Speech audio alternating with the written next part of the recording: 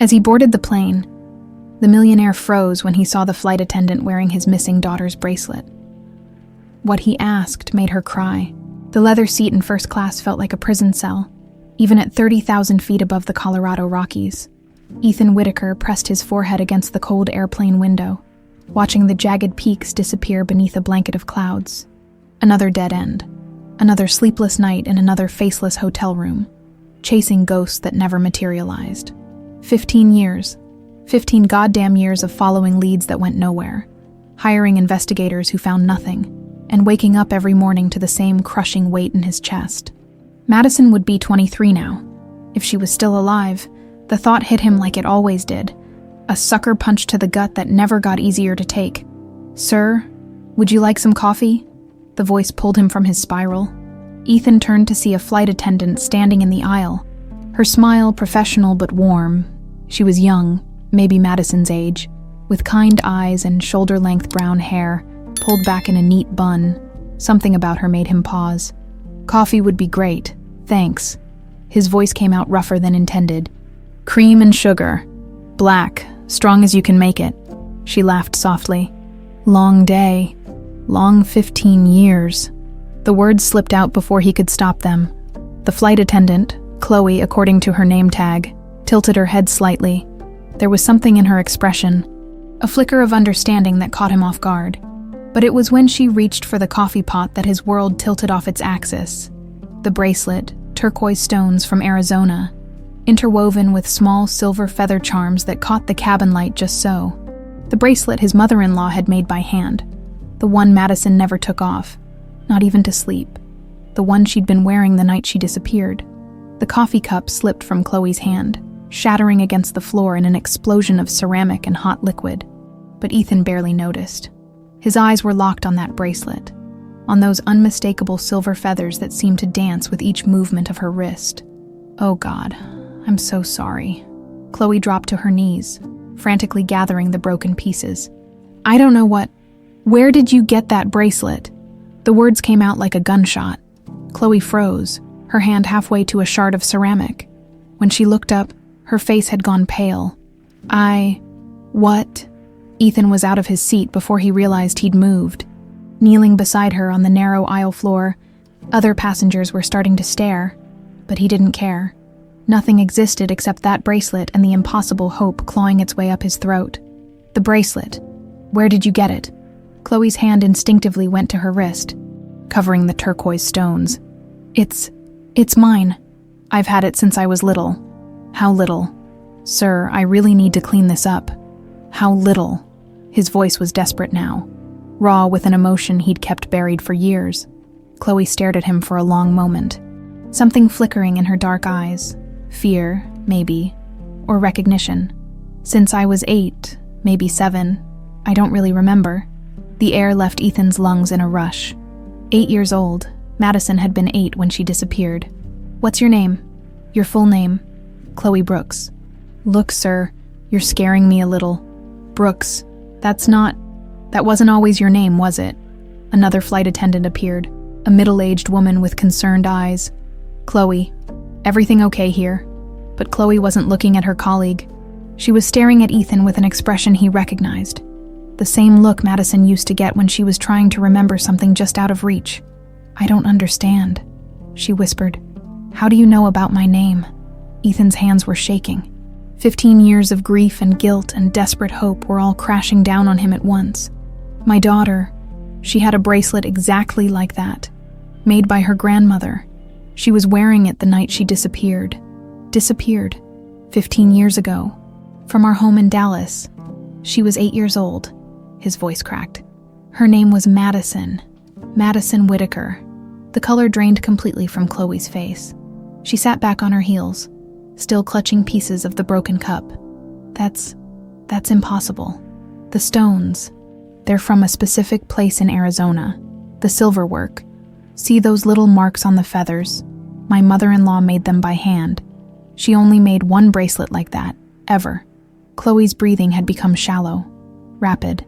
"I was found when I was little. They found me on the side of a road in Colorado. I had injuries, head trauma. I couldn't remember anything, not my name. not where I came from. Nothing. The airplane seemed to disappear around them. Ethan felt like he was falling, even though his knees were firmly planted on the cabin floor. Colorado, outside Denver. I was in the hospital for weeks, and when no one came looking for me, they put me in the foster system. Eventually, I was adopted by the Brooks family. Her voice was barely a whisper now, but I kept having these dreams about a big house with white columns and a man in a suit who used to call me his little princess. Mi princesita. The words fell from Ethan's lips like a prayer. I used to call you mi princesita. The broken ceramic cup fell from Chloe's nerveless fingers. Around them, other passengers had started to murmur, but their voices seemed to come from very far away. That's not possible, she repeated, but there was no conviction in her voice now. Ethan reached out slowly, carefully, as if she might disappear if he moved too fast. May I see the bracelet, please? With trembling fingers, Chloe unclasped the bracelet and placed it in his palm. The moment the cool metal and smooth stones touched his skin, 15 years of carefully constructed walls came crashing down. He could see Madison on Christmas morning, squealing with delight as his mother-in-law fastened the bracelet around her tiny wrist, could hear her voice. Daddy, look, Abuela made it just for me. The feathers will keep me safe, she said. The feathers hadn't kept her safe. Nothing had kept her safe. Sir? Chloe's voice seemed to come from underwater. Are you all right?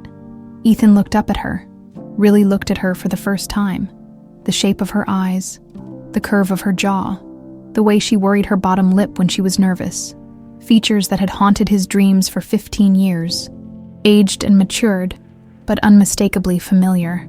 Madison. The name came out as barely a breath. She shook her head, but her hand was pressed to her throat, and he could see the rapid flutter of her pulse. My name is Chloe. It's always been Chloe. But you said you couldn't remember. You said they found you when you were 8. That doesn't mean... The dreams. Tell me about the dreams. She glanced around the cabin, suddenly aware that they were the center of attention. I can't do this here. Ethan gently closed his fingers around the bracelet. Then let's go somewhere we can talk. Please. I need to know. I've been looking for her, for you, for 15 years. The pain in his voice must have reached her, because something in her expression softened. You really think I'm your daughter? I think you're wearing her bracelet. I think you were found in Colorado at the right age with the right injuries. I think you've been having dreams about things only Madison would know. He paused, his voice thick with emotion. And I think you have her eyes. Chloe stared at him for a long moment, then slowly nodded. When we land in Dallas, maybe we could get coffee. Real coffee this time, and you can tell me about your daughter. Our daughter, Ethan corrected softly. Maybe our daughter. As the plane began its descent into Dallas, Ethan felt something he hadn't experienced in 15 years. Hope. It was fragile and terrifying and probably foolish, but it was there. And for the first time since that terrible night when his world had shattered, he allowed himself to believe that maybe, just maybe, miracles were still possible. The turquoise and silver bracelet warm in his palm felt like a promise. A promise that some things lost could still be found. The crystal tumbler shattered against the marble floor of Deborah Whitaker's penthouse office, sending shards of glass and amber whiskey across the pristine white tiles. She stood behind her mahogany desk, her perfectly manicured hands trembling as she stared at the photographs spread before her. Flight 447, Gate C14, a young flight attendant serving coffee to passengers, her wrist clearly visible in the telephoto shot. And there, unmistakable even in the grainy surveillance photo, was the bracelet. How long have you been watching her? Deborah's voice was ice cold, controlled in the way that made seasoned business executives break into cold sweats. Marcus Reeves, her private investigator for the past 8 years, shifted uncomfortably in his leather chair. 3 weeks, ma'am. Ever since the facial recognition software flagged her in the airline's employee database, I wanted to be absolutely certain before I brought this to you. And you're certain now. As certain as I can be without DNA evidence. Chloe Brooks, age 23, employed by American Airlines for 2 years, found on a Colorado roadside 15 years ago with severe head trauma and complete memory loss, adopted by the Brooks family in Denver when she was 9. Marcus paused, his weathered face grave. The timeline matches perfectly, Mrs. Whitaker. And that bracelet. Deborah picked up one of the photographs, studying the young woman's face with the intensity of a predator sizing up prey. The features were softer now, matured, but the bone structure was unmistakable. Those eyes, God, those were Eleanor's eyes, Madison's eyes. Does she remember anything? According to my sources at the hospital where she was treated, no. The head trauma was severe, complete retrograde amnesia. She's been living as Chloe Brooks ever since. Deborah set the photo down carefully, her mind racing. 15 years. 15 years of careful planning, meticulous construction of her empire, all built on the foundation of one terrible night. And now this ghost from the past threatened to destroy everything. She walked to the floor-to-ceiling windows overlooking downtown Dallas, her reflection ghost-like against the twilight sky. The city sprawled below her, a kingdom she'd built with blood money and buried secrets. Every hotel, every restaurant, every piece of real estate bore her mark now. What had started as Ethan's grief-fueled withdrawal had become her opportunity to seize control of the Whitaker fortune.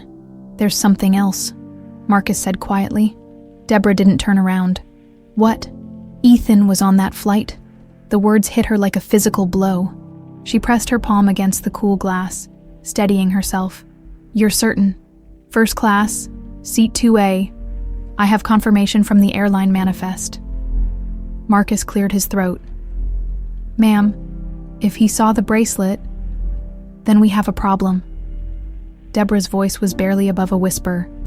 She closed her eyes, and suddenly she was back in that night 15 years ago. The night everything changed. The party had been perfect, elegant, refined, exactly the kind of gathering that solidified the Whitaker family's position in Dallas society. Madison had been adorable in her little white dress, charming the guests with her shy smiles and careful curtsies. Ethan had been so proud, so happy, and Deborah had been dying inside.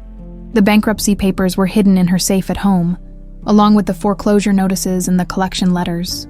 Edward's construction company was hemorrhaging money, their personal assets mortgaged to the hilt, while Ethan built his hotel empire. His brother was watching everything crumble.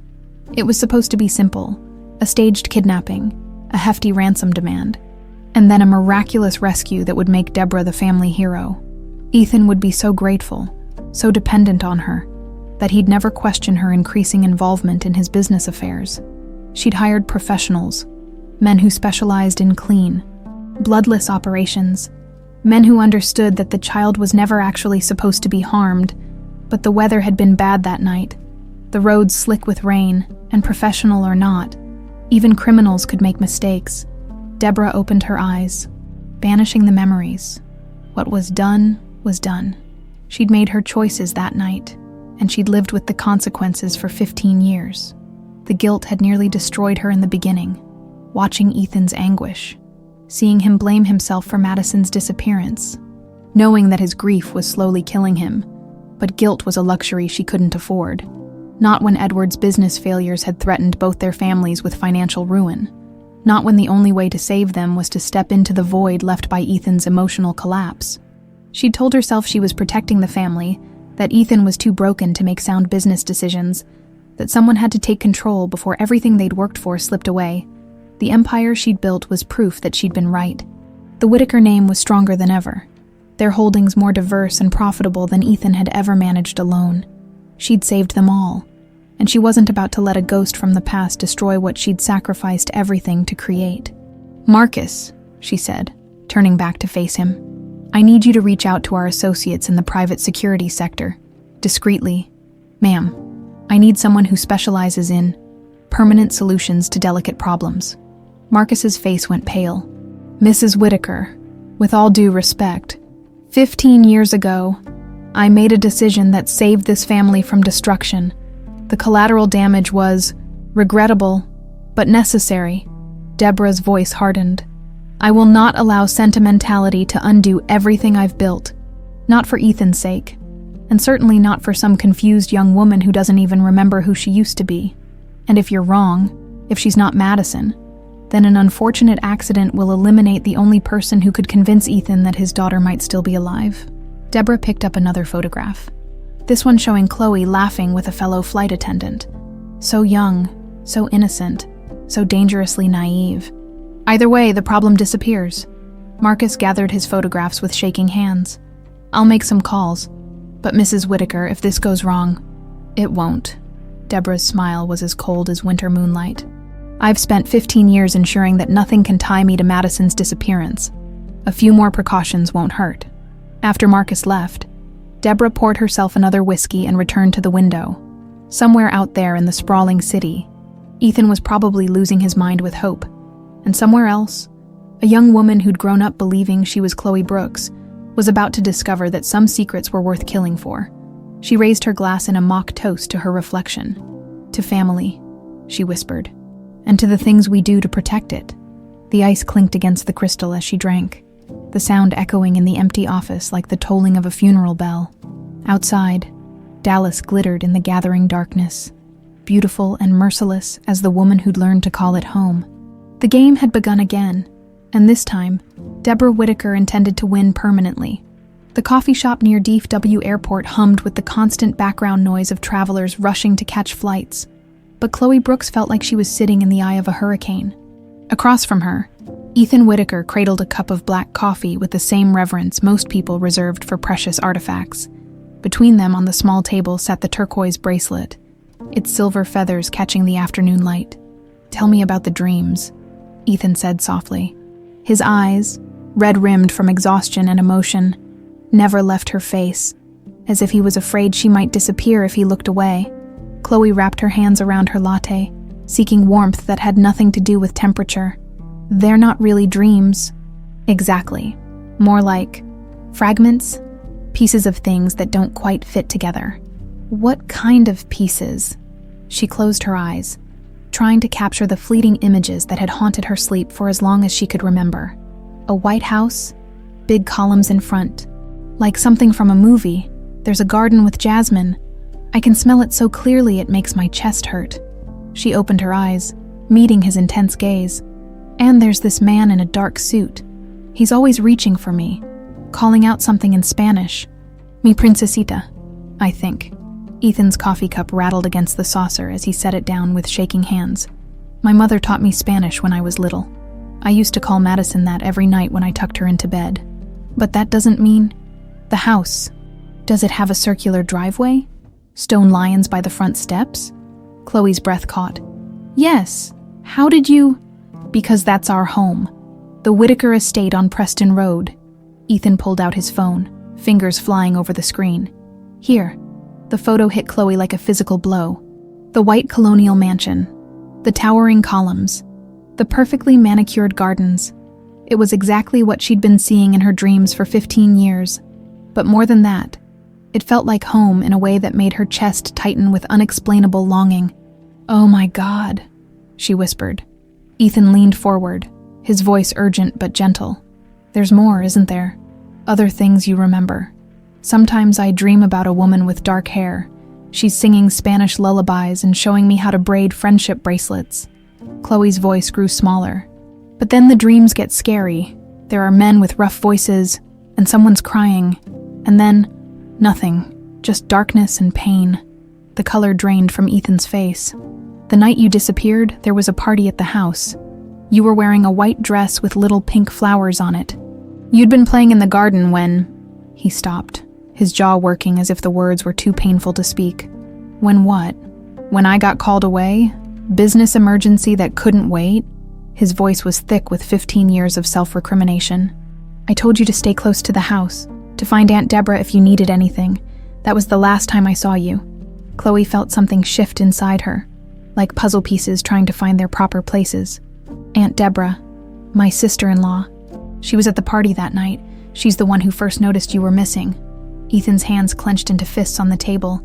"If I hadn't taken that damn phone call, if I'd been watching you like I should have been..." "Stop." The word came out sharper than Chloe intended.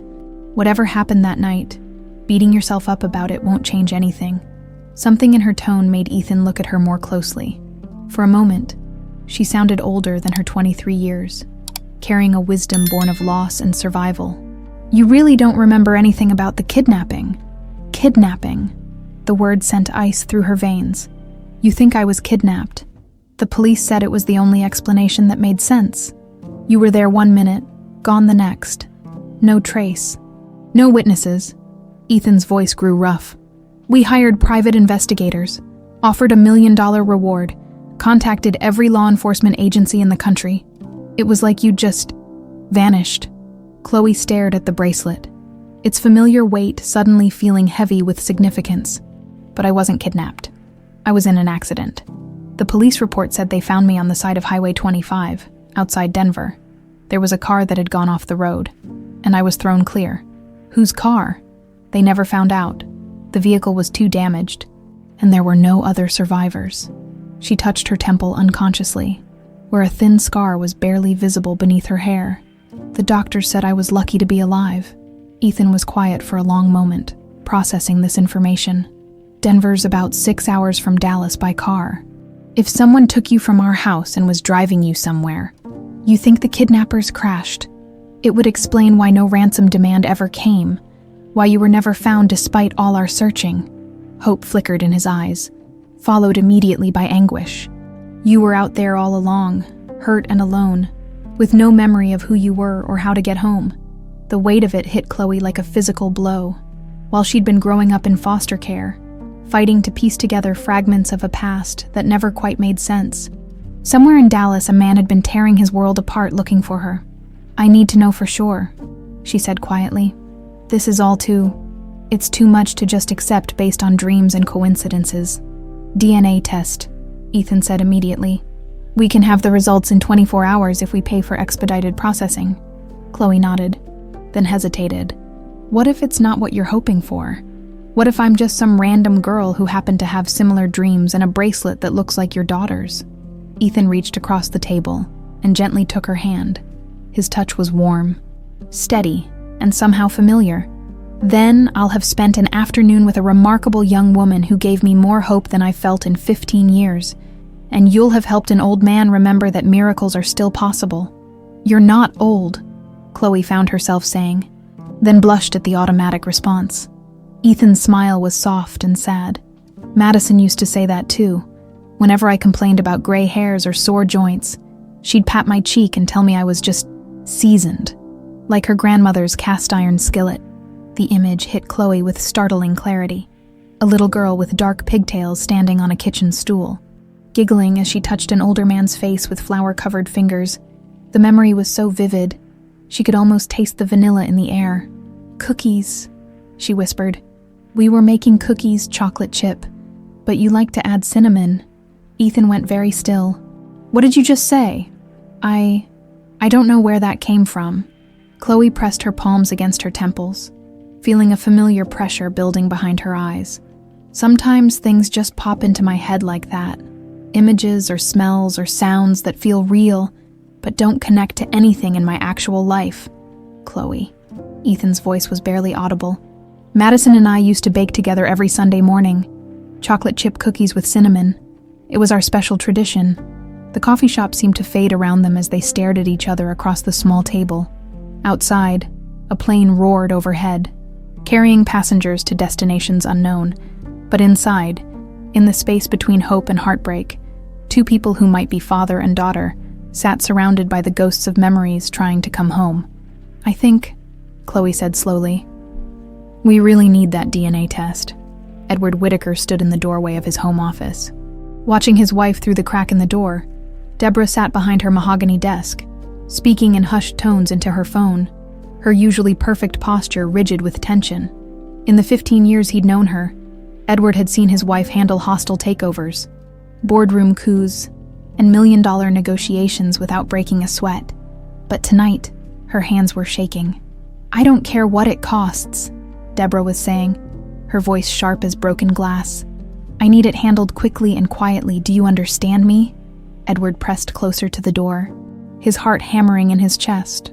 For weeks now, he'd noticed changes in his wife.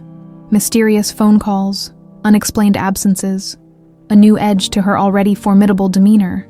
But this conversation sounded different, dangerous. No loose ends, Deborah continued. None at all. The last thing we need is another mess like 15 years ago. The words hit Edward like ice water. 15 years ago, the night Madison disappeared, the night that had shattered his brother's world and, if he was being honest, his own. Deborah ended the call abruptly, and Edward stepped back from the door, his mind racing.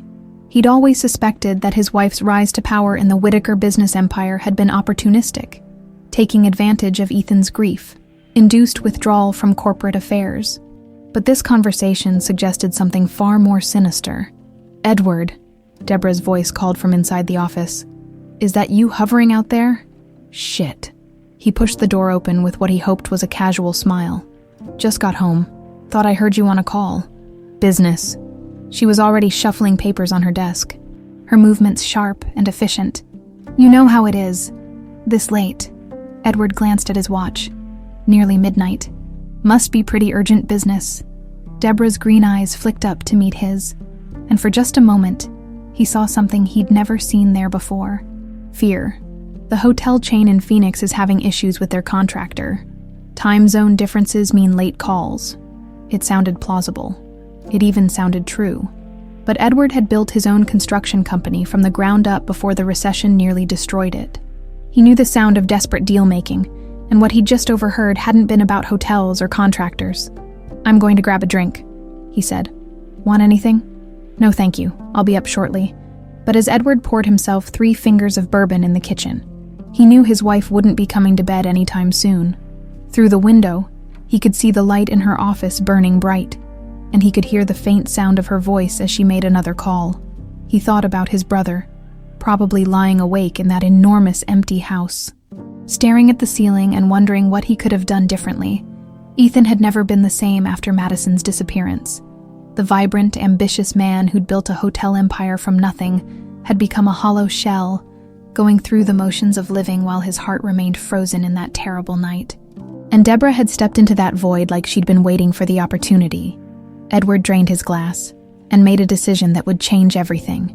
The next morning, while Deborah attended a board meeting downtown, Edward let himself into her home office with the spare key she thought he didn't know about. He felt like a criminal, rifling through his own wife's private papers. But the conversation he'd overheard had planted a seed of suspicion that was growing by the hour. At first, he found nothing unusual. Corporate documents, investment portfolios, correspondence with business partners, all perfectly legitimate.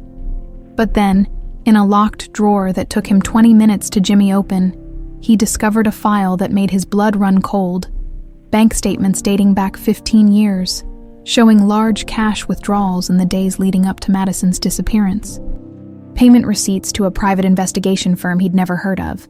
And most damning of all, a handwritten note in Deborah's distinctive script. Payment to M. Santos. Final installment. Situation resolved. M. Santos. Edward's hands trembled as he photographed the documents with his phone. He remembered that name from the police reports. Miguel Santos had been one of 2 men found dead in a car accident outside Denver. 3 days after Madison vanished, the police had investigated possible connections to the kidnapping but found none.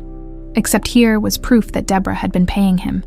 Edward's world tilted on its axis as the implications crashed over him.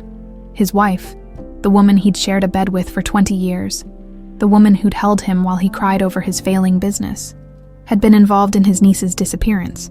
Finding anything interesting, Edward spun around to find Deborah standing in the office doorway, her face a mask of cold fury, the files scattered from his nerveless fingers, photographs and bank statements spreading across the floor like evidence of his betrayal. "Deb, I can explain." "Can you?" She stepped into the room and closed the door behind her with a soft click that sounded like a death knell. "Because I'm very curious to hear how you explain breaking into my private files. I heard you on the phone last night. You mentioned 15 years ago and You what? Decided to spy on your own wife?" Deborah's voice was silk over steel. "How very disappointing, Edward." He gestured to the scattered papers. "What is this, Deb? What did you do?" For a long moment, they stared at each other across the wreckage of their marriage. Then Deborah sighed and sank into her leather chair, suddenly looking every one of her 58 years. "I saved us," she said quietly. "I saved our family from complete financial ruin. By kidnapping Madison. By making a desperate choice in a desperate situation." Deborah's eyes hardened. Your construction company was hemorrhaging money, Edward. We were weeks away from bankruptcy, from losing everything we'd worked for. Meanwhile, your brother sat on top of his hotel empire like some kind of modern-day king, completely oblivious to our suffering. Edward felt sick. So you had his daughter kidnapped for ransom money. The plan was never to hurt her. The words exploded from Deborah like a physical blow. It was supposed to be a simple kidnapping, a few days of hiding, a ransom demand, and then a miraculous rescue that would make us heroes. Ethan would have been so grateful, so dependent on us, that our financial problems would have been solved permanently. But something went wrong. The weather was bad that night. Santos and his partner were driving too fast, trying to get to the safe house before the storm hit. Deborah's voice cracked. The car went off the road. They died instantly. And Madison survived the crash, but with severe head trauma. By the time I found out what had happened, she was already in the hospital in Denver with complete amnesia. The authorities had no way to identify her. Edward stared at his wife as if seeing her for the first time. You let Ethan think she was dead. I let Ethan grieve while I built something from the ashes of his despair. The Whitaker empire is stronger now than it ever was under his leadership alone. Deborah's chin lifted defiantly. I saved this family. Edward, I saved us all. By destroying my brother. Your brother was already destroyed. I just made sure something good came from the wreckage. Edward looked down at the scattered evidence of his wife's crimes, his heart breaking for the woman he'd thought he knew. Madison's alive, isn't she? That's what the phone call was about last night. Deborah's silence was answer enough. Where is she? That doesn't matter anymore. Deborah stood and began gathering the scattered papers. What matters is protecting what we've built. What I've built. Deb, we have to tell Ethan. We have to do nothing. Her voice was cold again, businesslike. That girl has no memory of her past life. She's happy as Chloe Brooks. There's no reason to destroy that happiness, or our security, for the sake of Ethan's closure. Edward stared at his wife, really seeing her for the first time in years. The ambition, the ruthless calculation, the complete absence of remorse. It had all been there, hidden beneath the facade of the devoted wife and sister-in-law. I can't be part of this, he said quietly. You already are part of it. Deborah's smile was razor-sharp. You've been benefiting from my choices for 15 years. Your construction company, our lifestyle, our social position, all of it built on the foundation of that night. She was right, and they both knew it. Edward had watched his wife pull strings and make deals that saved his business from bankruptcy. He'd enjoyed the fruits of her labors without asking too many questions about how she'd managed to turn their fortunes around so quickly. What happens now? He asked. Now you forget what you've seen here and let me handle the situation. Deborah's voice brooked no argument. Some secrets are too dangerous to uncover, Edward, for everyone involved. As his wife walked past him toward the door, Edward made a choice that would haunt him for the rest of his life. He could expose Deborah's crimes and destroy both their lives in the process, or he could stay silent and become complicit in whatever she was planning next. The locked drawer closed with a soft click, taking the evidence of Deborah's guilt with it, but Edward's phone, hidden in his jacket pocket, still held the photographs that could change everything. He just had to decide if he was brave enough to use them. Ryan Cole had killed 17 people in his career as a professional cleaner, and he'd never lost a moment's sleep over any of them. Drug dealers, corrupt politicians, cheating spouses, they were all just paychecks to him, problems to be solved with clinical efficiency. But as he crouched in the shadows of the Whitaker estate's sprawling gardens, watching Chloe Brooks through the kitchen window, something felt different. She was laughing at something Ethan Whitaker had said, her face lighting up in a way that made her look impossibly young. They were cooking together, some kind of breakfast spread across the granite countertops, and there was an ease between them that spoke of growing familiarity, of family. Ryan adjusted his position behind the jasmine bushes, the sweet scent making him think of his own daughter, somewhere in Oregon with her mother. When was the last time he'd seen Emma laugh like that? When was the last time he'd been the reason for anyone's joy instead of their destruction? Focus, he muttered to himself, checking his watch. Deborah Whitaker was paying him $50,000 to make this problem disappear, and he'd never failed to deliver. The girl's routine was predictable. She'd borrowed Ethan's Mercedes for the drive back to her apartment. The same route every day for the past week. The hairpin turn on Turtle Creek Boulevard would be perfect. A simple brake line cut, a tragic accident, and Chloe Brooks would become just another casualty of Dallas traffic. Through the window, he watched Ethan place a gentle hand on Chloe's shoulder, showing her how to flip what looked like pancakes. The gesture was so paternal, so natural, that Ryan felt an uncomfortable twist in his chest. The DNA results had come back yesterday. He'd intercepted the courier as part of his reconnaissance. Chloe Brooks really was Madison Whitaker, the missing daughter whose disappearance had made headlines 15 years ago, which meant Deborah Whitaker was paying him to murder her own niece. Ryan had done a lot of morally questionable things in his life, but killing family members of his clients was a new low. Even for him still, $50,000 was $50,000, and he had his own family to think about. Emma's private school tuition wasn't going to pay itself. He slipped out of the garden as the first rays of dawn painted the sky pink and gold. The Mercedes was parked in the circular driveway, chrome gleaming in the early morning light. Ryan had done this particular job dozens of times.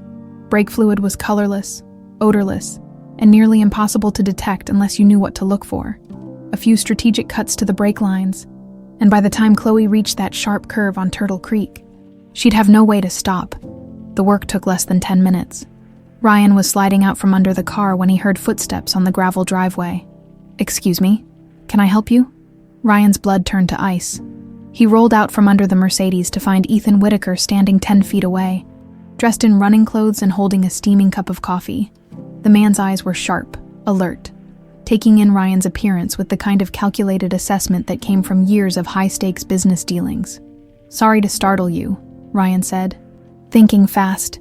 "I'm with Premium Auto Service. Your wife called about some routine maintenance." "My wife?"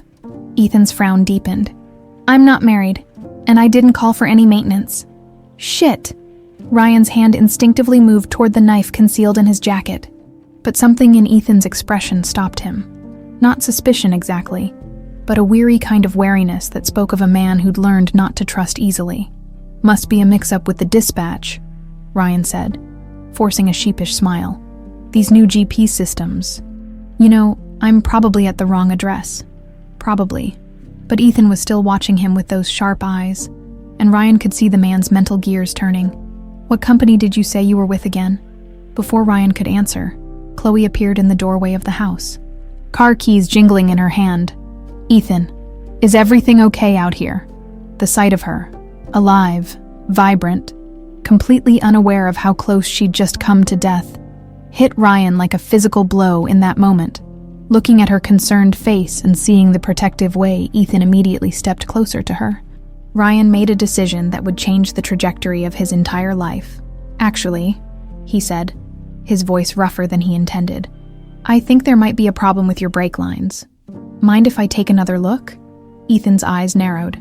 "I thought you said you were at the wrong address." "Yeah. Well, sometimes even wrong addresses can have right problems." Ryan gestured toward the Mercedes. "Your brake fluid's been leaking. See that dark spot under the car? That's not oil." It wasn't entirely a lie. The cuts he'd made would indeed cause brake fluid to leak, just not naturally. But as he watched Chloe's face pale with concern, Ryan found himself doing something he'd never done before in his professional life, sabotaging his own job. "How bad is it?" Chloe asked. Ryan crouched down and made a show of examining the brake lines, his fingers working quickly to seal the cuts he'd just made with emergency repair putty from his toolkit. "Bad enough that you shouldn't drive this car today, maybe not for a few days until you can get it properly fixed." "But I have to get to work," Chloe protested. "My shift starts in 2 hours." "I'll drive you," Ethan said immediately.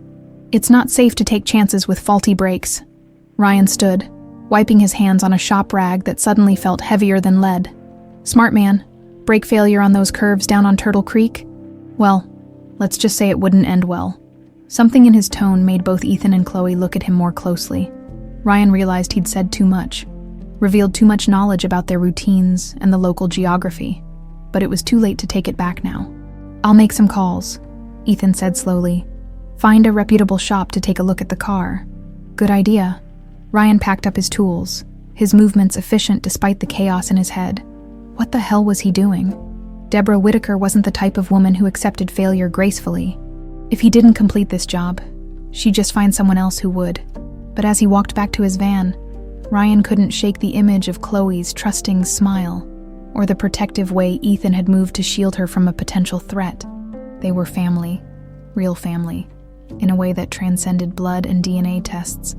And Ryan Cole, professional killer and destroyer of lives, had just chosen to protect that. Instead of destroying it, his phone buzzed with a text from Deborah. Status update. Ryan stared at the screen for a long moment, then typed back. Complications. Will update soon. It wasn't exactly a lie, but it wasn't the truth either.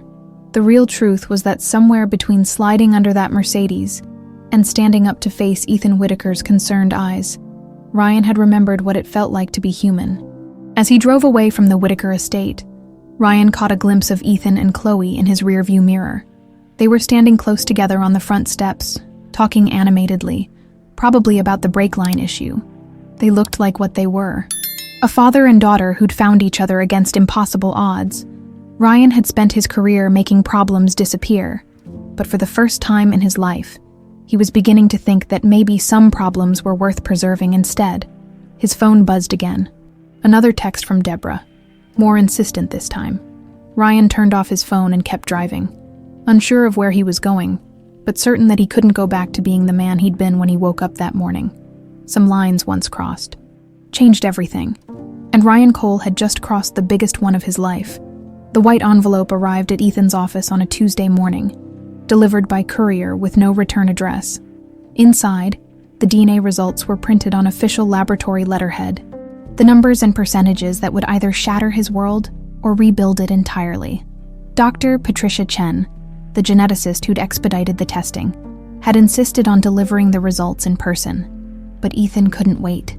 His hands shook as he unfolded the document, scanning past the technical jargon to find the conclusion that mattered: probability of paternity, 99.97% conclusion. Ethan James Whitaker cannot be excluded as the biological father of the tested individual, Chloe Marie Brooks. The genetic evidence strongly supports a parent-child relationship. Ethan sank into his leather chair, the paper fluttering from his nerveless fingers to land on his mahogany desk. After 15 years of searching, of hoping, of slowly dying inside every time a lead went nowhere, his daughter was alive. Madison was alive, and she was sitting in the employee break room at DIW Airport, probably drinking terrible coffee and complaining about difficult passengers with her coworkers. He reached for his phone to call her, then stopped. How do you tell someone that their entire life has been a lie? That the identity they've built, the family they've known, the person they think they are, all of it is built on the foundation of someone else's crime. Before he could decide, his office door burst open, and Chloe, Madison, rushed in, her face flushed with excitement and fear in equal measure. "The results came in, didn't they?" she said breathlessly. "I can see it in your face." Ethan held up the document wordlessly. She crossed the room in quick strides, taking the paper with hands that trembled just like his had moments before. He watched her face as she read, saw the exact moment when the reality hit her. "Oh my God," she whispered. "I'm really her. I'm really Madison. You're really my daughter." The words hung between them like a bridge spanning 15 years of loss and longing. Then Madison, because that's who she was now, had always been, launched herself into his arms with a sob that seemed to come from the deepest part of her soul. "I remember," she said against his shoulder. "Bits and pieces. But I remember the smell of your cologne, the way you used to read me bedtime stories with different voices for all the characters, and Sunday morning pancakes. You always made them shaped like Mickey Mouse." Ethan held her tighter, his own tears falling freely for the first time in 15 years. "I thought I'd lost you forever. I thought I'd failed you. You didn't fail me. You found me." Madison pulled back to look at him. Her dark eyes, Eleanor's eyes, bright with unshed tears. "After all this time, you found me." They might have stayed like that forever, father and daughter reunited at last. But the moment was shattered by the sharp buzz of Ethan's intercom. "Mr. Whitaker." His secretary's voice was tight with concern. "There are reporters in the lobby, a lot of them. They're asking about Madison." Ethan and Madison looked at each other in alarm. "How could they know?" she asked. "I don't know, but we need to get you out of here." Ethan was already moving, grabbing his jacket and keys. The parking garage has a private exit. We can... The elevator doors opened with a soft ding, and Edward Whitaker stepped into the office, his face grim. It's too late. The story's already breaking on every major news network. Whitaker heiress found alive after 15 years, complete with photos of both of you at the coffee shop yesterday. Madison's face went white. How is that possible? We were careful. Someone's been watching you, Edward said quietly. Someone with resources and connections. Someone who wanted this story to go public. Ethan's blood turned to ice as the implications sank in. Deborah, she leaked it, Madison asked, confused. Why would she do that? Edward and Ethan exchanged a look laden with 15 years of family history and growing suspicion. Because, Edward said slowly, public attention makes you harder to eliminate quietly. The words hit the room like a bomb. Madison staggered backward, her face draining of all color. Eliminate? What are you talking about? Ethan moved protectively in front of his daughter, his mind racing through possibilities he didn't want to consider. Edward, what do you know? For a moment, Edward seemed to wrestle with himself, loyalty and conscience warring in his expression. Then his shoulders sagged with the weight of secrets too heavy to carry alone. Deborah was involved in Madison's disappearance, he said quietly. I found evidence, bank records, payment receipts.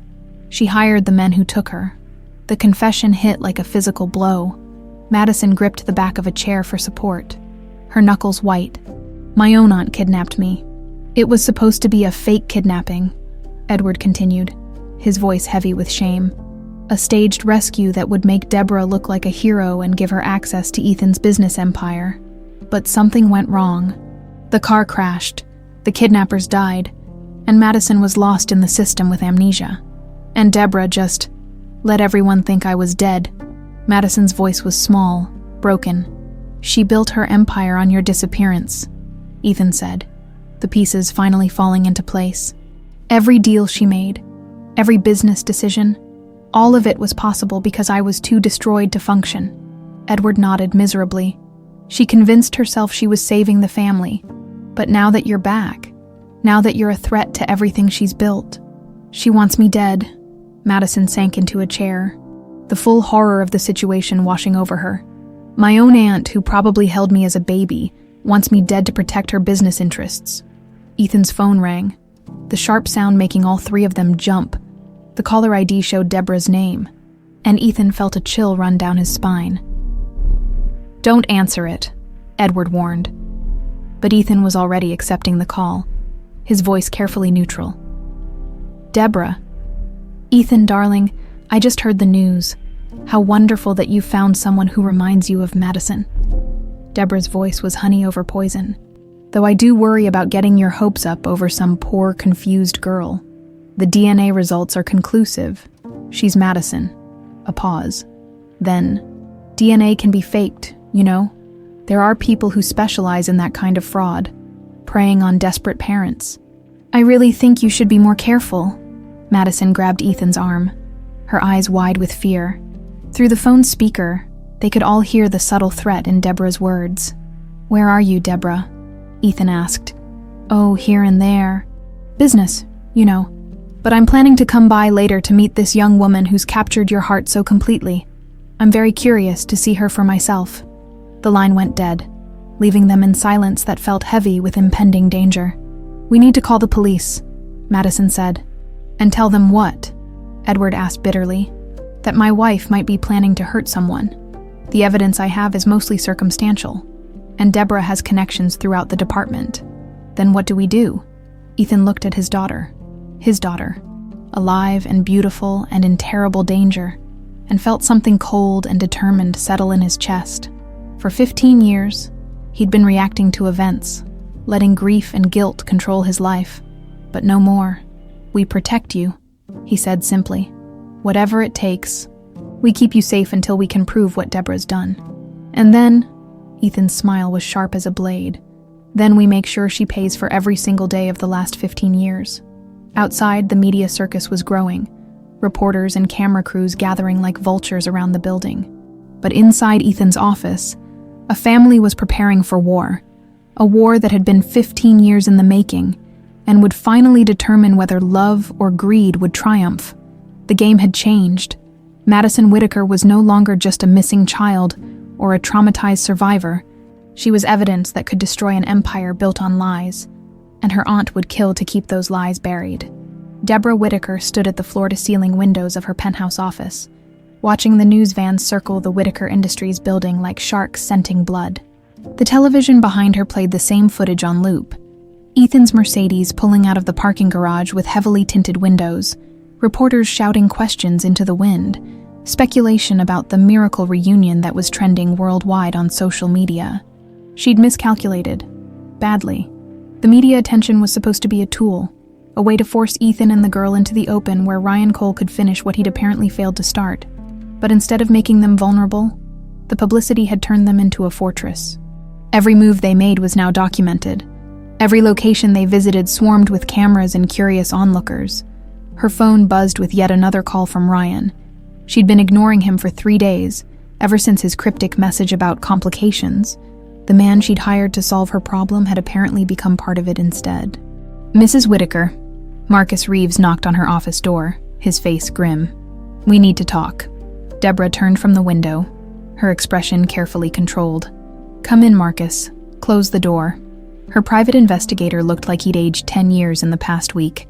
His usually immaculate appearance was rumpled, his eyes bloodshot with exhaustion, and something that looked suspiciously like fear. "The police have been asking questions," he said without preamble, "about the Santos investigation 15 years ago. Someone's been digging into the financial records from that time period." Deborah's blood turned to ice, but her voice remained steady. "Someone. I think it's Edward." Marcus pulled out a tablet, showing her surveillance photos of her husband entering a bank downtown. He was at First National for 3 hours yesterday, in the records department, and he's been making calls to old contacts in law enforcement. The betrayal hit Deborah like a physical blow. Her own husband, the man whose business failures had necessitated her desperate choices 15 years ago, was now working to expose her. How much does he know? Enough to be dangerous. The payments to Santos, the timing of the transfers. If he has documentation, he could destroy everything. Deborah sank into her chair, her mind racing through possibilities. Edward had been acting strangely for weeks, distant and suspicious in a way that she'd attributed to stress over the Madison situation. But apparently, he'd been conducting his own investigation. "There's more," Marcus continued reluctantly. "Ryan Cole has gone completely dark. No contact for 72 hours, and there's been no attempt on the girl's life despite multiple opportunities. You think he's turned? I think $50,000 wasn't enough to overcome whatever conscience he discovered." Marcus's voice was bitter. "These independent operators? They're unreliable when the job gets complicated." Deborah stood and began pacing, her heels clicking against the marble floor like a countdown timer. Every instinct she'd honed in 20 years of corporate warfare was screaming that the walls were closing in. Edward's investigation, Ryan's defection, the media attention. It was all spiraling beyond her control. "What about our contacts in the police department?" she asked. "Detective Morrison retired 6 months ago. Captain Hayes was transferred to narcotics. The people who owed us favors are mostly gone, and the new generation doesn't know us from any other wealthy family with lawyers." The intercom buzzed, and Deborah's secretary's voice filled the room. "Mrs. Whitaker, there's a Detective Sarah Chen here to see you. She says it's about an old case." Deborah and Marcus locked eyes, both understanding the implications immediately. "Send her in," Deborah said, her voice steady despite the adrenaline coursing through her veins. Detective Chen was a small Asian woman in her 40s, with intelligent eyes that seemed to take in every detail of the opulent office. She declined Deborah's offer of coffee and got straight to business. "Mrs. Whitaker, I'm investigating some inconsistencies in the Madison Whitaker kidnapping case from 15 years ago. I was hoping you could help clarify a few details." "Of course. Anything I can do to help." Deborah settled behind her desk, projecting the calm authority that had served her well in countless business negotiations. "Though I'm not sure how much I can add to what I told the police at the time. Actually, it's some financial records that have come to our attention." Detective Chen opened a file folder, revealing photocopies of bank statements and payment receipts. Large cash withdrawals in the days leading up to Madison's disappearance, payments to individuals who were later found dead in Colorado. Deborah's heart hammered against her ribs, but her expression didn't change. "I'm afraid I don't understand the relevance. This is a family business. We have many financial transactions, payments to contractors, consultants. Miguel Santos wasn't a contractor, Mrs. Whitaker. He was a career criminal with a record of assault and kidnapping." Detective Chen's voice was mild, conversational. "Can you think of any legitimate reason why your family would have paid him $25,000 3 days before Madison Whitaker disappeared?" The question hung in the air like a blade. Deborah could feel Marcus tense beside her, could practically hear his silent prayers that she wouldn't implicate him in whatever came next. "I'm afraid I don't recall any such payment," Deborah said carefully. "Are you certain those records are accurate? Financial documents can be falsified? You know, we've had our forensic accountants verify them. The payments came from an account you controlled exclusively." Detective Chen leaned forward slightly. "Mrs. Whitaker, I have to ask, where were you on the night Madison disappeared?" "At the family party. Of course, there were over 100 witnesses. The entire evening you never left the party, even briefly." Deborah's mind raced back to that night, to the carefully choreographed movements she'd made to ensure her alibi was solid. She'd been visible to the guests throughout most of the evening, had made sure to speak with key people at regular intervals. But there had been gaps, moments when she'd slipped away to make phone calls, to coordinate with Santos, to ensure the plan was proceeding. "I may have stepped out to take a business call," she said slowly. "It was a social event, but business doesn't stop for parties." "How long were you away from the party?" "I really couldn't say. It was 15 years ago, Detective. The details are somewhat fuzzy." Detective Chen made a note in her file. "We're also looking into the car accident that killed Santos and his partner. Forensic analysis suggests their vehicle may have been tampered with before the crash." The words hit Deborah like ice water. She'd been so careful to ensure Santos couldn't implicate her if he was caught, but she'd never considered that the police might investigate the accident itself. "That's terrible," she managed. "Though I'm not sure what it has to do with me. Maybe nothing, but we're exploring the possibility that someone wanted to silence Santos and his partner before they could reveal who hired them." Detective Chen closed her file and stood. "I may have more questions for you soon, Mrs. Whitaker. Please don't leave town without informing my department." After the detective left, Deborah and Marcus sat in stunned silence. The investigation that Deborah had thought buried for 15 years was not only active again, it was closing in on her with the relentless precision of a hunting pack. "They know," Marcus said finally. "They suspect. That's different from knowing." But even as Deborah said the words, she could feel the ground shifting beneath her feet. Edward's evidence, the police investigation, the media attention. It was all converging into a perfect storm that threatened to destroy everything she'd built. Her phone rang, and Ryan Cole's name appeared on the display. This time she answered, "You've been avoiding my calls." Ryan's voice was different somehow, harder. "You've been avoiding your job. I've been thinking about the girl, about what you're asking me to do, about whether $50,000 is worth killing an innocent woman who's already suffered enough." Deborah's grip tightened on the phone. "She's not innocent, Mr. Cole. She's a threat to everything I've worked to build, everything I've sacrificed for." "Yeah, well, maybe it's time for that empire to fall." Ryan's voice was cold now. "Final. Find yourself another killer, lady. I'm done." The line went dead, leaving Deborah staring at her phone in disbelief. In the span of one afternoon, she'd lost her enforcer, gained a police investigation, and discovered that her own husband was working against her. But Deborah Whitaker hadn't built an empire by surrendering at the first sign of trouble. If Ryan Cole wouldn't finish the job, she'd find someone who would. If the police were closing in, she'd make sure there was no evidence left to find. And if her own family was turning against her, well, she'd dealt with hostile takeovers before. This was just one more business problem that required a permanent solution. The Whitaker mansion felt different at night. Madison stood at the window of what had once been her childhood bedroom, looking out at the gardens where she'd played 15 years ago. The jasmine was in bloom, its sweet scent drifting through the open window and triggering fragments of memory that felt both foreign and familiar. "You should try to get some sleep," Ethan said from the doorway. He'd been hovering protectively for the past 3 days. barely letting her out of his sight since Detective Chen's visit to Deborah's office had confirmed their worst fears. "I keep thinking about her," Madison said softly. "Aunt Deborah. She used to braid my hair sometimes. When Mom was sick, she'd tell me stories about princesses who were brave enough to save themselves. The irony wasn't lost on either of them. The woman who'd once comforted a frightened child was now the very person that child needed saving from. We're going to stop her," Ethan said, crossing the room to stand beside his daughter. "Edward's evidence. The police investigation. She can't hide from the truth forever." Madison nodded, but something cold twisted in her stomach. What if she doesn't plan to hide? What if she's planning something else entirely? Before Ethan could answer, his phone buzzed with a text message. He glanced at the screen and frowned. "It's from Deborah. She wants to meet." "Absolutely not." Madison's voice was sharp with fear. "It's obviously a trap." "Maybe. But she says she has information about the night you were taken. Details that only she knows." Ethan showed her the message. "We need to talk. All of us. The truth needs to come out. And there are things about that night you don't understand. Come to the mansion tomorrow at 8 p.m. Bring Madison. It's time for our family to heal." Madison read the message twice, her skin crawling at the false warmth in the words.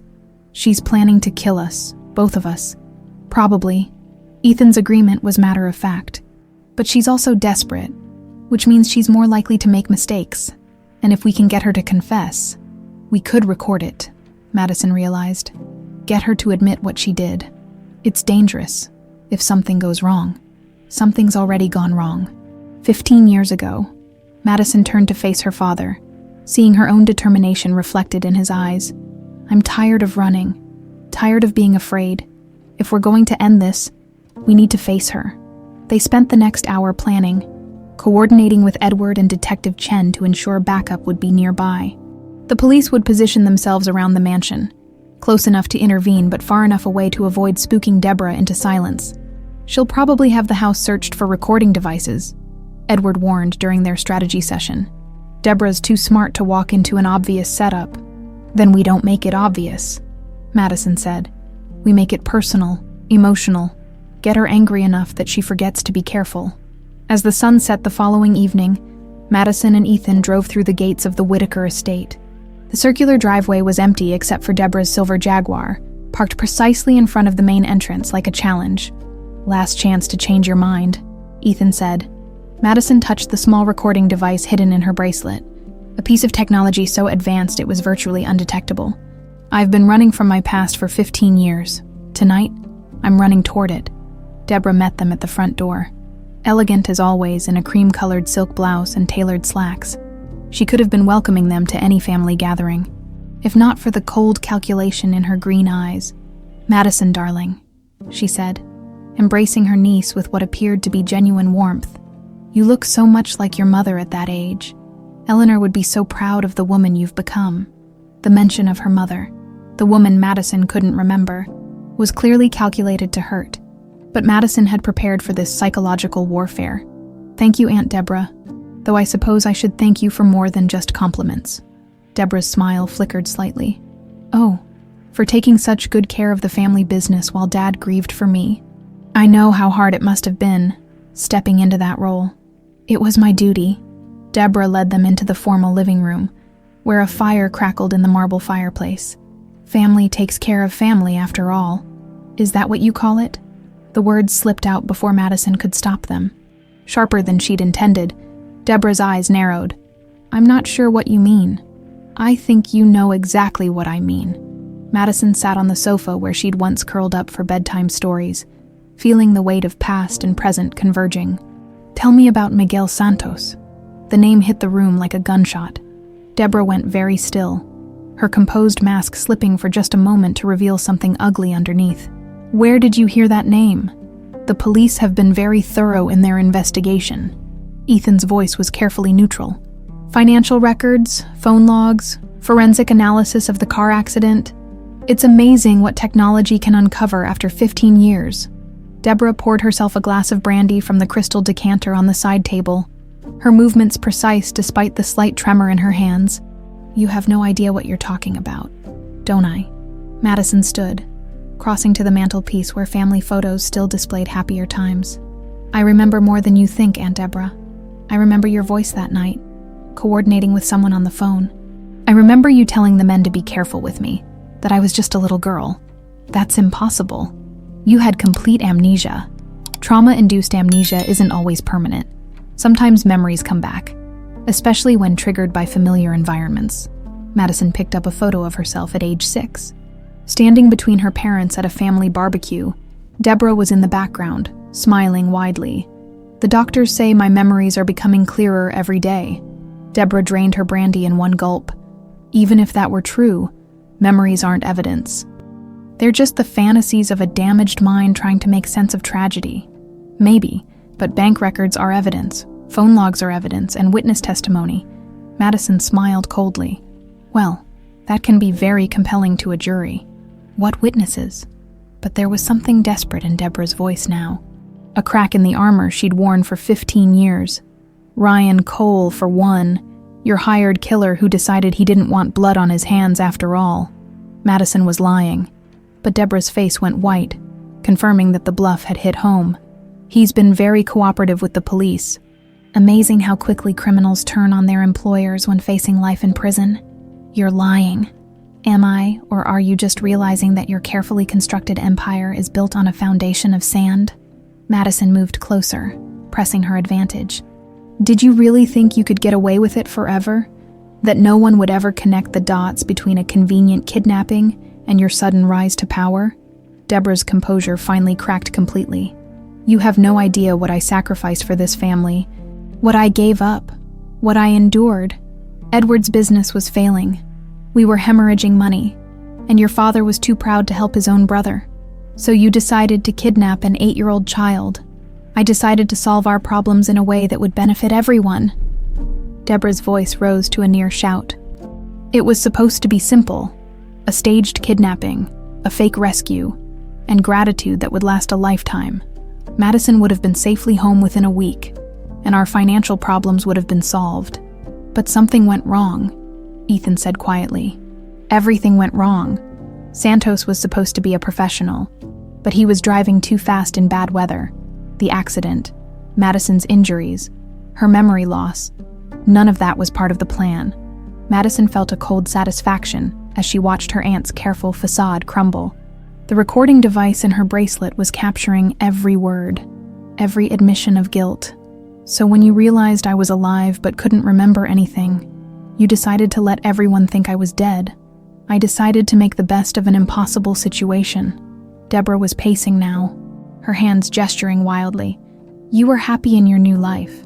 Ethan was building something meaningful from his grief, and I was holding this family together. Everyone was better off. Everyone except the father who blamed himself for 15 years. Everyone except the child who grew up wondering who she really was." Deborah stopped pacing and looked directly at Madison, her eyes blazing with a mixture of guilt and defiance. "And what would you have me do now? Confess? Destroy everything I've built? Let this family fall apart for the sake of your feelings? I'd have you face the consequences of your choices," Madison said quietly, "the way I've had to face the consequences of yours."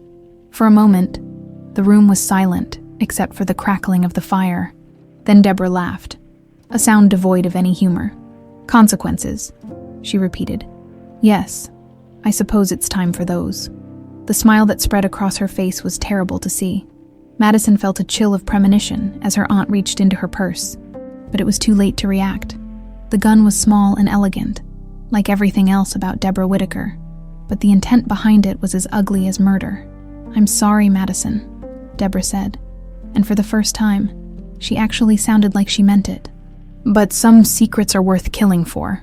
The gun trembled in Deborah's manicured hands, its silver barrel catching the firelight as she aimed it at Madison's chest.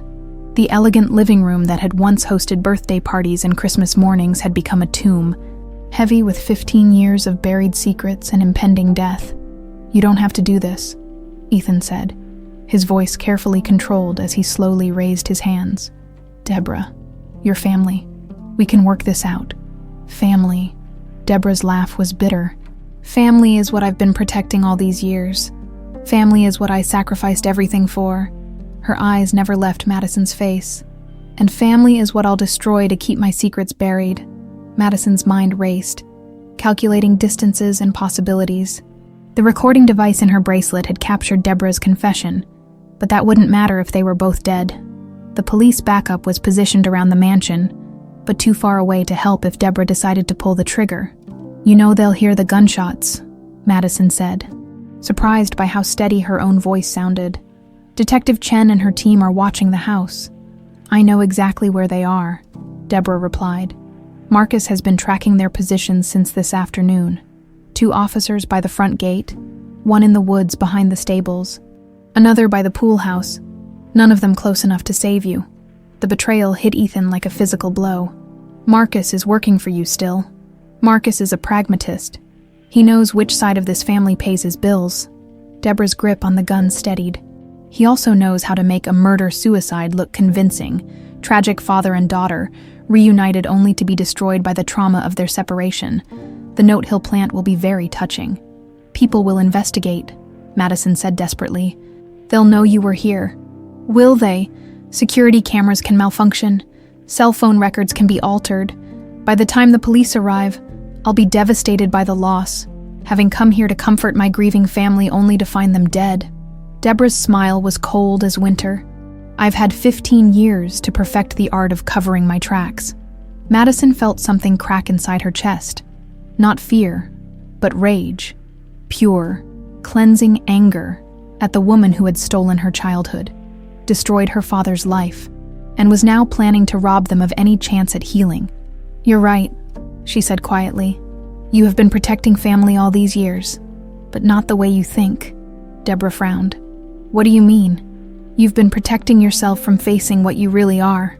Madison took a small step forward, ignoring the gun that tracked her movement. "Not a devoted aunt or a loyal sister-in-law, just a greedy, selfish woman who was willing to traumatize a child to solve her financial problems. That's not. And when your plan went wrong, instead of confessing and trying to make it right, you doubled down. You let a father blame himself for 15 years. You let a little girl grow up believing she was nobody, that she came from nowhere." Madison's voice grew stronger with each word. "You're not protecting family, Aunt Deborah. You're protecting a monster." The words hit their target. Deborah's face contorted with fury, and Madison saw her finger tighten on the trigger. This was it. The moment when 15 years of lies would end in blood and silence. The gunshot was deafeningly loud in the enclosed space, echoing off the high ceilings like thunder. But the pain Madison expected didn't come. Instead, she watched in stunned amazement as Deborah staggered backward, her perfect composure finally completely shattered. Ryan Cole stepped out from behind the heavy curtains where he'd been hiding, a smoking gun in his steady hands. His face was grim but determined, the expression of a man who'd finally chosen the right side of a war. "Sorry I'm late," he said to Madison and Ethan. "Traffic was a bitch."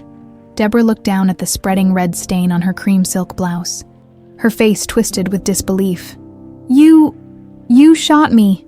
"Yeah, well, turns out I don't like people who hurt kids." Ryan kept his weapon trained on her as she sank into a leather armchair.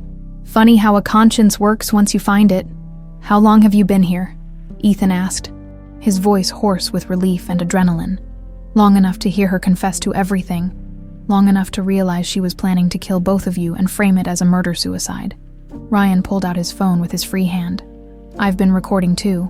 By the way, belt and suspenders." Deborah pressed her hand to her wounded shoulder, her face pale but her eyes still blazing with defiance. "You have no idea what you've done, what you've destroyed. I've stopped a murderer from killing 2 innocent people." Ryan replied, "Seems like a pretty good day's work to me." The sound of sirens wailed in the distance, growing louder by the second. Detective Chen and her team had heard the gunshot and were closing in fast. Madison felt her legs give out as the adrenaline finally faded, and she sank onto the sofa where she'd confronted her aunt just minutes before. "It's over," she whispered, the words barely audible over the approaching sirens. "Not quite." Deborah's voice was weak but venomous. "You think this changes anything? You think exposing me will give you back those 15 years, will make your father's guilt disappear?" Madison looked at the woman who had shaped her life through absence and lies, feeling something she hadn't expected. Pity. No, she said quietly, but it gives us a chance to heal. Something you never understood, something you never wanted. She stood and moved to her father's side, taking his hand. Family isn't about protecting secrets or controlling outcomes. It's about loving people enough to face the truth together. The front door burst open, and Detective Chen rushed in, her weapon drawn and her team behind her. The scene they found was like a tableau from a nightmare. Deborah bleeding in her chair, Ryan standing guard with his gun, and Ethan and Madison holding each other as if they'd never let go again. "Ambulance is 2 minutes out," Detective Chen called over her shoulder to her team. She looked at Ryan with professional wariness. "Mr. Cole, I presume. We've been looking for you." "I figured. Sorry I went dark, but I had some thinking to do." Ryan carefully placed his weapon on the floor and raised his hands. "I've got information about Mrs. Whitaker's involvement in the Madison Whitaker kidnapping case, along with recordings of her confession to conspiracy, attempted murder, and 15 years of fraud." "Ryan," Deborah's voice was fading as shock set in. "You don't understand what you're giving up. The money, the freedom. Lady, I've got a daughter of my own, and when I look at her, I want to see someone who can be proud of her old man." Ryan's smile was sad but genuine. "Turns out there are some things worth more than money." The paramedics arrived, efficiently working to stabilize Deborah for transport to the hospital. As they lifted her onto a stretcher, she caught Madison's eye one final time. "I loved you," she said, and for a moment, she sounded like the aunt who had once braided a little girl's hair. "In my own way, I really did love you." Madison felt tears she hadn't expected sliding down her cheeks. "I know. That's what makes this so tragic." As the ambulance pulled away with its cargo of secrets and regrets, Madison and Ethan stood on the front steps of the mansion where everything had begun. The police would need statements, the media would demand answers, and there would be months of legal proceedings ahead. But for the first time in 15 years, the truth was finally free. "What happens now?" Madison asked her father. Ethan squeezed her hand, his own eyes bright with unshed tears. "Now we figure out how to be a family again. The real way this time. No secrets, no lies, no running from the past. Just us, and all the time in the world to get it right." 6 months later, the morning sun streamed through the kitchen windows of the Whitaker mansion, painting golden squares across the granite countertops where Madison, she'd legally changed her name back, but kept Brooks as her middle name, was teaching her father the proper way to flip pancakes. "You're overthinking it," she laughed, watching Ethan fumble with the spatula. "It's not a hostile takeover, it's just breakfast. I built a hotel empire, but apparently I can't master Mickey Mouse pancakes," Ethan grumbled, though his eyes were bright with contentment. "Your mother would be laughing at me right now." "Tell me about her," Madison said softly. It had become a morning ritual between them. These stories about Eleanor Whitaker, the mother Madison couldn't remember, but was slowly learning to love through her father's memories. "She had this laugh that could fill a room," Ethan said, successfully flipping a pancake that actually resembled Mickey Mouse's head. "And she sang in the shower every morning, terrible voice. But she didn't care. She said happiness was too important to worry about being perfect." Madison smiled, adding another pancake to the growing stack. "I think I get that from her, the not caring about being perfect part. Among other things." Ethan's voice was thick with emotion. "She would have been so proud of the woman you've become, despite everything, despite all the years we lost. You're exactly who she hoped you'd be." The kitchen filled with comfortable silence, broken only by the sizzle of batter on the griddle and the distant sound of construction work from the mansion's east wing. They were converting the space into offices for the Madison Whitaker Foundation, a nonprofit dedicated to reuniting missing children with their families. "Any word from Ryan today?" Madison asked, plating the last pancake. "He called this morning, successfully reunited another family in Phoenix. A teenage girl who'd been missing for 3 years. Ethan's pride was evident. That makes 12 families he's brought back together since his release. Ryan Cole had served 4 months in minimum security prison as part of his plea agreement. But his cooperation in exposing Deborah's crimes and his subsequent work with missing persons cases had earned him early release and a chance at redemption. He now worked exclusively for the Foundation, using his unique skills to track down leads that traditional law enforcement couldn't pursue. "He's found his calling," Madison observed. "Funny how life works sometimes." A soft knock at the kitchen door interrupted their conversation. Edward stood in the doorway, looking healthier than he had in months. The divorce proceedings with Deborah had been finalized last week, and the weight of carrying his wife's secrets had finally lifted from his shoulders. "Mind if I join you?" he asked hesitantly. The relationship between the brothers was still healing, still fragile, but growing stronger each day. "Always," Ethan said, gesturing to the breakfast table. Madison made enough food to feed half of Dallas. "I'm still learning portion control," Madison admitted, carrying the platter of pancakes to the table. 23 years of cooking for one is a hard habit to break. They settled into their seats. The morning light warming the kitchen that had once been the scene of so much loss. Now it felt like the heart of a home being slowly rebuilt, brick by emotional brick. "Any news from the trial prep?" Edward asked, cutting into his pancakes. "Detective Chen called yesterday," Ethan replied. "Deborah's lawyers are still pushing for a plea deal, but the DA's office isn't budging. With all the evidence we have, the recordings, the financial records, Ryan's testimony, they're confident they can get a conviction on all counts." Madison nodded. Though the subject still brought a complicated mix of emotions, Deborah was being held without bail, facing charges of conspiracy to commit kidnapping, fraud, attempted murder, and a dozen other felonies. The woman who had once braided her hair and told her bedtime stories would likely spend the rest of her life in prison. "I keep thinking about what she said that night," Madison mused, "about loving me in her own way. I think she really believed that. People are capable of amazing self-deception when it serves their purposes," Edward said quietly. "I should know. I spent 15 years telling myself that Deborah's success was just good business sense, not wanting to look too closely at how she'd achieved it. You couldn't have known," Ethan said firmly. "None of us could have imagined. But I should have asked more questions. Should have been suspicious when our financial problems suddenly disappeared right after Madison's kidnapping." Edward's voice was heavy with self-recrimination. "I was so grateful to be saved from bankruptcy that I didn't want to examine the gift too closely." Madison reached across the table and squeezed her uncle's hand. "We all made choices based on the information we had, the pain we were feeling. You can't carry guilt for not being psychic." It was a lesson she was still learning herself. For months after the truth came out, she'd tortured herself with what-ifs. What if she'd remembered sooner?